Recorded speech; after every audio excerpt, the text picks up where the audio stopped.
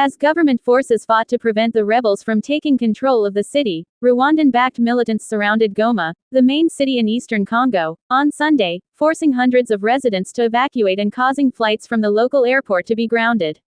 This month, the M23 rebel organization has advanced quickly in the eastern borderlands of the Democratic Republic of the Congo, which are rich in minerals but riven by conflict.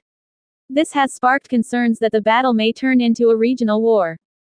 Following the deaths of 3 UN peacekeepers, 2 South Africans and 1 Uruguayan, diplomats claimed the UN Security Council was scheduled to convene 1 day earlier than scheduled on Sunday to review the situation.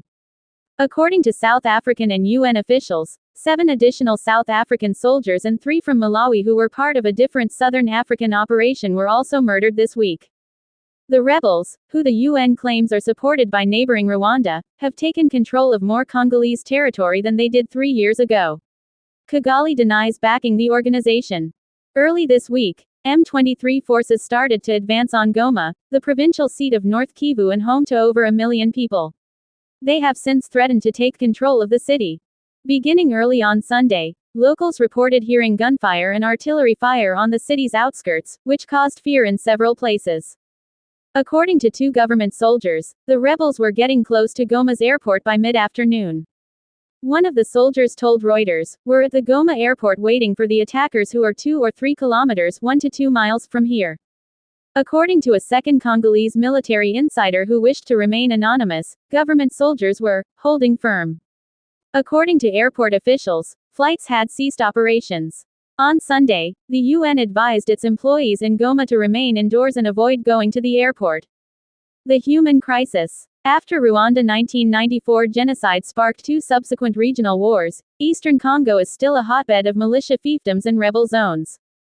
The most recent in a long succession of Tutsi-led rebel factions, M23 is well trained and properly armed and claims to be there to defend the ethnic Tutsi people of Congo. The Rwandan administration has consistently refuted the Congo's government's claim that the rebels are stooges of Kigali's regional expansionist aspirations. In response to the rebel attack this week, Congo cut off all diplomatic connections with Rwanda. Congo's army said on Saturday that the military governor of North Kivu was killed on the front line a day earlier by Rwandan snipers.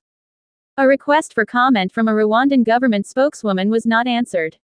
Concerned about the conflict's effects on people, aid organizations caution that the violence would exacerbate one of the biggest humanitarian disasters in history. Since the most recent M23 onslaught started in Goma on January 23, several 100,000 people have had to leave many combat zones, according to a statement from the UN Humanitarian Coordinator's office. Several sites on the outskirts of Goma, sheltering more than 300,000 displaced people, were completely emptied in the space of a few hours, added the statement.